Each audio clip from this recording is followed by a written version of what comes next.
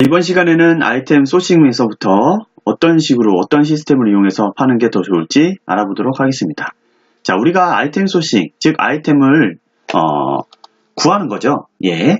어디선가 이제 우리가 물건을 떼다가 파는, 쉽게 말하면 떼다가 파는 거죠. 혹은 제조해서 파는 경우도 있을 수가 있겠죠. 네. 그러면 보통 어떻습니까? 국내 대부분의 강사들은 국내 오픈마켓이라든가 도매마켓 이런 곳에서 아이템을 가져오라고 합니다. 최저가에. 이왕이면 더 낮은 가격이면 좋겠죠. 자, 하지만 그 제품들이 다 어디에서 오나요? 거의 대부분, 물론 국내에 제조되는 제품도 있겠지만 대부분 해외에서 오죠. 해외 어디서 오나요? 바로 중국이라는 알리바바라는 업체를 통해서 많은 제품들이 유입이 됩니다. 그럼 국내 제품은 어떤가요? 아무래도 유통비가 들어갈 수밖에 없겠죠. 그쵸? 각종 통관 수수료라든가 광고비 등 그런 것들이 포함이 되어 있습니다. 그렇다면 여러분들은 이런 부수적인 그 단가 외에 제품 본연의 제품가 외에 여러 가지 수수료를 부담하시게 됩니다. 자, 그렇게 되면 그만큼 수익은 떨어질 수밖에 없습니다. 그렇기 때문에 여러분들은 해외에서 직접 다이렉트로 하시는 게 좋겠죠. 자, 이것뿐만 아니라 많은 분들이 또 생각하시는 게 제조가 있습니다. 자, 제조는 물론 국내 제조 혹은 해외 제조, 즉 OEM 방식으로 우리가 하면 되겠죠. 자, 제조는 지금 당장 여러분들이 하셔도 되지만 이왕이면 기존에 있는 제품들을 바로 런칭해서 테스트해 보시고 그리고 그걸 개선하는 그런 과정을 하시는 게 더 낫다고 봅니다. 그리고 나중에 정말 자신이 있고 그러면 자기 제품을 제조하시는 것도 나쁘진 않겠지만 처음에 있어서는 반드시 중국 알리바바를 통해서 혹은 더 정말 저렴하게 공급이 가능하다면 그곳에서 아이템을 얻으시길, 그곳에서 공급받기를 추천하는 바입니다. 자, 보시는 바와 같이 국내와 해외를 봤을 때 국내의 도매마켓, 오픈마켓에서 가져오게 되면 어떻게 되나요? 거의 소량으로 구매가 가능한 장점이 있고, 그러다 보니까 소량은 아무래도 단가 자체가 좀 비쌉니다. 그렇기 때문에 수익이 낮을 수밖에 없고요. 그리고 대부분의 RA 방식, 즉 소매 차익 거래 방식으로 이루어지기 때문에 일반적인 그 경쟁 셀러들은 굉장히 많을 수밖에 없고요. 경쟁이 치열하고 그만큼 또 수익이 낮을 수밖에 없겠죠. 그에 반해 여러분들의 제품으로 알리바바를 통해서 물론 대량 구매 방식이기 때문에 도매로 뛰어오기 때문에 대량으로 드는 단점은 있습니다. 하지만 그만큼 낮은 단가로 우리가 가져올 수 있겠죠. 그리고 우리만의 브랜드로 런칭이 가능하고요. 그랬을 때 지속적인 판매가 또 가능합니다. 또한 여러분들은 꼭 샘플을 확인하셔야 되고요. 자, 이런 과정을 통해서 아주 낮은 가격으로 대량으로 제품을 런칭하게 되면 그만큼 수익은 높아질 수 있겠고요. 내 브랜드로 런칭하면 경쟁이 낮은 만큼 또 수익도 올라갈 수가 있겠죠. 그리고 국내 제품은 셀러가 직접 모든 것들을 다 보고 해야 됩니다. 물론 해외도 우리가 셀러가 직접 그런 것들을 보면 좋겠지만 검수업체를 통해서 하셔도 되고요. 물론 샘플 확인에 있어서는 셀러가 직접 확인하셔야겠죠. 하지만 그 외의 것들은 다 맡기시면 됩니다. 쉽게 가시는 걸 저는 추천해 드립니다. 자, 그러면 여러분들은 이 제품을 한번 보겠습니다. 이 제품은 지금 현재 UR파워라는 브랜드로 아마존에서 판매가 되는 제품이고요. 이 아래에 있는 제품은 알리바바 사이트에 있는 제품입니다. 어떻습니까? 위에 제품, 아래 제품? 똑같죠.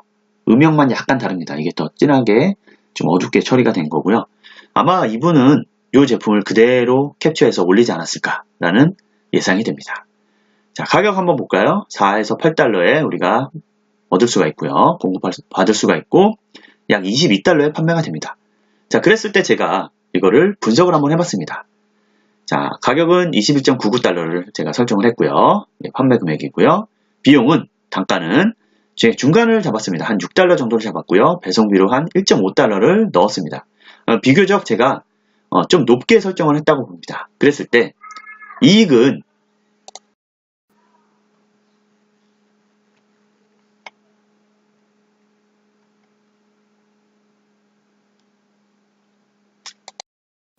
자, 우리가 얻게 되는 이익은 약 27% 정도 됩니다. 27%. 낮아 보이나요? 여러분들은 판매가의 한 20에서 한 40% 정도 사이에 수익률을 얻는 것이 저는 좋다고 봅니다. 네. 자, 여러분들이 더 눈여겨보셔야 할 것은 바로 이 ROI입니다.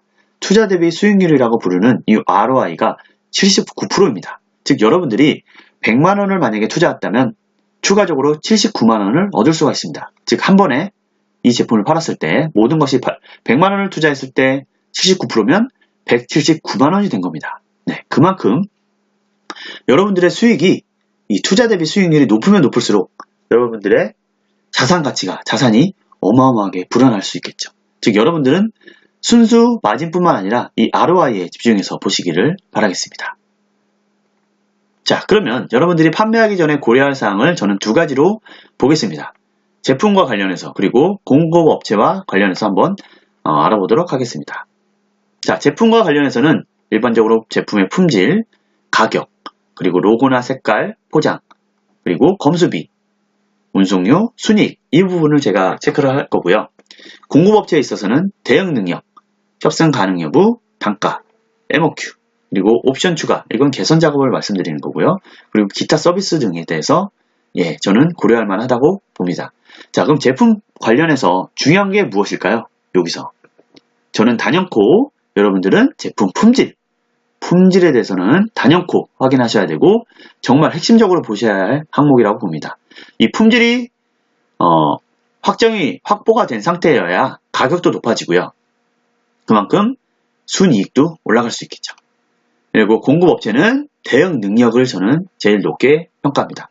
여기서 말하는 대응 능력은 저희가 MOQ뿐만 아니라 단가나 이런 것들을 협상을 하게 됩니다. 그리고 또 하나 더불어서 옵션 추가 가능이라고 해서 개선이 가능한지, 그리고 어떤 기타 서비스, 배송이라든가 여기서 바로 배송할 수도 있고요. 아니면 FBA 혹은 아마존 바코드를 부착하는 일련의 그런 서비스도 가능한지를 우리가 판단을 하는데 이 대응이 빠르면 빠를수록 괜찮은 공급업체라고 저는 판단이 됩니다. 자, 다음으로 우리가 보셔야 될 거는 바로 물류입니다. 물류.